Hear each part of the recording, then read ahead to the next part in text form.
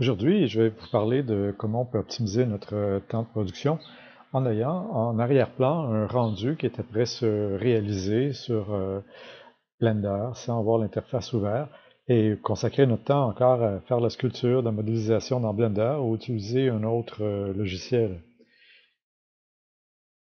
Alors, les commandes sont assez simples. Moi-même, je ne suis pas programmeur. On va utiliser un peu de DOS pour se faire.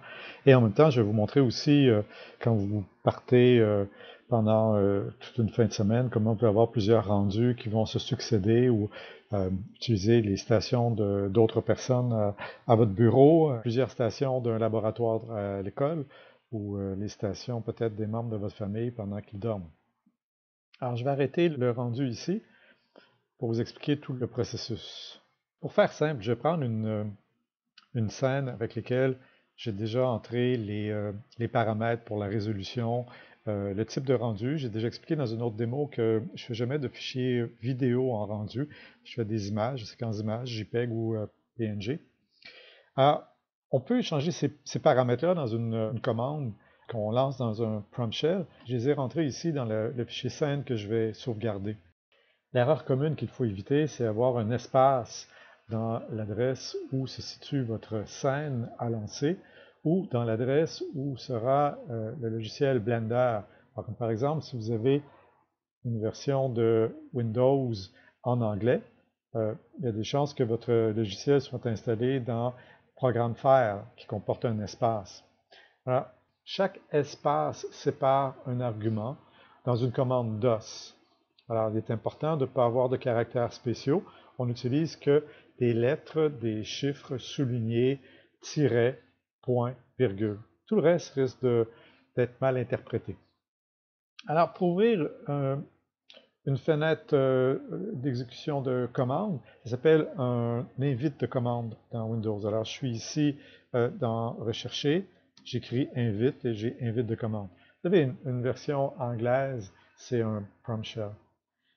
Ma typographie est plus grande. Avec le bouton de droite de la souris, vous avez des propriétés et vous allez trouver là, dans les différentes fenêtres ici comment changer votre police d'avoir plus grande. Donc, quand je donne des cours en classe, j'ai une typographie qui est de cette façon qui est plus grande. Alors, quand on vient juste d'ouvrir l'invite de commande, on est souvent localisé dans le répertoire qui est celui de notre usager. Je vais écrire dans mes commentaires à la fin de la vidéo quelques commandes d'os qui sont utiles pour ce qu'on va faire. Si je fais D2 points, je vais changer de partition. Alors, je peux m'en aller sur la partition d'un disque dur portable, ça peut être le G, le E, le F, d'une clé USB. Ça peut être très utile justement pour aller placer notre commande sur différents ordinateurs dans un laboratoire, dans un bureau pour lancer notre commande. Alors, donc, je sais que mon répertoire, c'est CD, c'est pour changer de répertoire, donc c'est du DOS. J'ai appelé mon répertoire pour faire simple avec très peu d'éléments démo. Et si je fais TIR, ça fait la liste de ce que contient ce répertoire. Alors moi, j'ai l'habitude de mettre mes images de rendu dans un répertoire que j'appelle AR. J'ai un fichier exécutable ici, c'est un .bat. C'est facile à reconnaître pour Windows comme fichier exécutable, donc .bat. Et vous avez ici ma scène que j'ai sauvegardée. Donc, ça se trouve à être la scène, celle-ci. Donc, j'ai sauvegardé cette scène-là en précisant où sauvegarder les images, quelle dimension, de quelle image à quelle image, pour faire plus simple. Je vais utiliser bloc-notes pour écrire ma commande. Donc, si j'écris bloc-notes, Notepad, si vous avez la version anglaise, je vais écrire ma commande ici. Comme ça, je me garde des références sur les différentes commandes. Alors, le premier argument, c'est où se trouve votre logiciel. Alors, moi, je l'ai mis dans le même répertoire que je fais cette démonstration-ci, qui est ici. C'est une version .zip, donc autonome, pour ne pas faire d'erreur de frappe. Je peux ici faire un CTRL-C. Et dans bloc-notes, je vais écrire l'adresse. Alors, barre oblique et Blender. Blender se trouve à être la commande pour ouvrir le logiciel, pour exécuter le logiciel. -B est l'argument qui signifie que je ne veux pas ouvrir l'interface. Donc, c'est blender.execute et en précisant "-b", ne pas ouvrir l'interface. Maintenant, je dois inscrire le nom de ma scène et l'adresse où se situe ma scène. Alors, je fais la même chose ici, je fais CTRL-C, pas faire de faute de frappe, il n'y a pas d'espace, il n'y a pas de caractères spéciaux, et le nom de ma scène. Alors là aussi, je peux faire un copier-coller. .blend, ne pas oublier d'écrire .blend.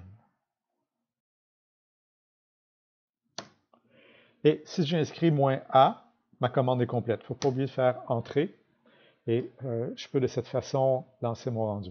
Alors, une façon de l'essayer rapidement, je peux le copier, CTRL-C, avant de lancer ma commande définitive.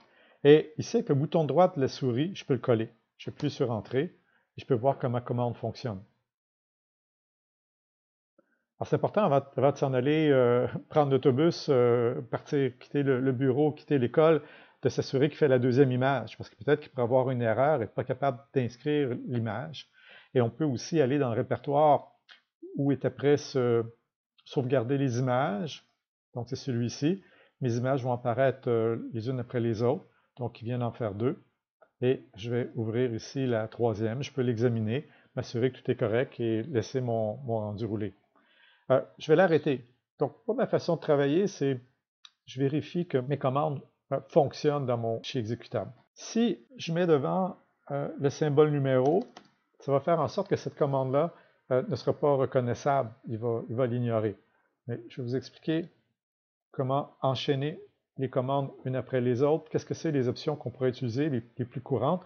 Alors, comme par exemple, si je mets -T2, ça veut dire utiliser que 2 threads, des unités de traitement en français. Alors, ça n'utilisera pas toute la puissance de ma station, et c'est ce qui va me permettre de travailler avec un autre logiciel, de continuer de faire la sculpture, de continuer de faire la modélisation, sans que ça m'enlève toute la puissance. C'est important de ne pas utiliser cette option-là. Si la station n'est pas utilisée en même temps, il ne faut pas inscrire -T2, parce qu'on n'utilise pas pleinement toute la puissance de la station.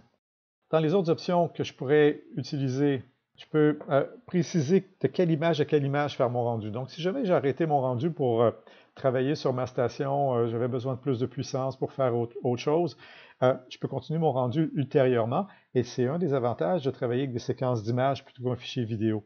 -S minuscule pour dire de quelle image partir, je peux écrire tout simplement 1. Il y a eu une période où les versions Blender, il fallait absolument que j'écrive 001, sinon ça ne fonctionnait pas. Et je viens de vérifier, les deux fonctionnent. Donc 001 ou 1 va fonctionner. À minute qu'on a utilisé -S, on devrait utiliser aussi -E. Donc je peux dire jusqu'à l'image 120. Et je vais finir toujours par -A. Voici ma commande. Donc spécifiquement, il fait de l'image 1 à 120. Alors, lorsque mes images sont entièrement terminées, il faut que je m'assure que celle-ci a été faite au complet. Je peux donc interrompre mon rendu et m'écrire des notes aussi sur ce qui a été fait. Donc, je peux dire ici que je garde cette commande-là, si vous voulez, en archive. Et je peux m'écrire des commentaires. Donc, test jusqu'à image 22, disons. Je n'ai pas fait jusqu'à 22, mais enfin. Et par la suite, je pourrais bien continuer à l'image 23. Encore là, je fais un copier-coller. Et cette fois-ci, il va commencer donc à l'image 23. Si je vais enchaîner plusieurs scènes une après l'autre, tout ce que j'ai à faire, c'est écrire mes commandes une après l'autre.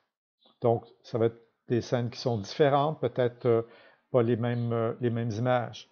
Si je veux partager mon rendu, disons, entre 3 stations. Alors, j'ai une station que je vais commencer à l'image 1 jusqu'à 120. Ces stations-là sont de la même puissance. Je vais ajouter -J pour jump. J'ai 3 stations, donc je vais faire un jump de 3. La deuxième station, je vais la commencer à 2. La troisième station, je vais la commencer à 3. Mes 3 stations vont commencer en même temps. Ce que veut dire concrètement, le jump, c'est un saut. J'ai mon saut de 3. ça veut dire qu'après l'image 1, il va faire l'image 4. Voilà, il est à l'image 4. Alors, j'utilisais donc bloc-notes. J'ai inscrit ma commande ici, j'ai vérifié qu'elle fonctionnait. Pas oublier de faire Entrée. Et lorsque je vais la sauvegarder, enregistrer sous, je vais l'appeler le nom que je veux, pas de caractères spéciaux. Alors disons, moi j'ai l'habitude de les appeler AR. Je vais l'appeler AR2 et je mets une extension .bat. Un fichier .bat est un fichier exécutable. Alors je fais Enregistrer. Ici, si je fais DIR, c'est la liste de ce qui est contenu. Je vois mon AR2 BAT qui est inscrit ici. Si j'écris AR2 et j'appuie sur Entrée, voilà, il lance mon fichier exécutable. Alors, si dans mon fichier exécutable, j'ai plusieurs rendus, ça peut continuer comme ça plusieurs jours. Alors voilà, c'est une bonne façon d'être efficace, d'utiliser toutes les stations qui sont à votre disposition à votre bureau. À ce propos, pour prendre les stations à votre bureau, si vous mettez dans le même répertoire le logiciel .zip, votre fichier .bat, votre scène exécutée, le répertoire dans lequel on lance les images. Alors, ce qu'on fait, c'est qu'on place ce répertoire-là sur un disque dur, sur une clé USB, on le copie sur chacune des stations qu'on veut exploiter, et tout ce qu'on a à changer ici, finalement, c'est le saut, donc le jump. Alors, j'utilise un saut correspondant au nombre de stations que j'utilise, et je prends toujours, dans le fond, si je prends 5 stations, je vais utiliser 5. La première station, je pars à 1. La deuxième station, je pars à 2. La troisième station, je pars à 3. Et je peux prendre ici les 20 stations du laboratoire dans lequel j'enseigne. C'est une bonne façon de faire des rendus.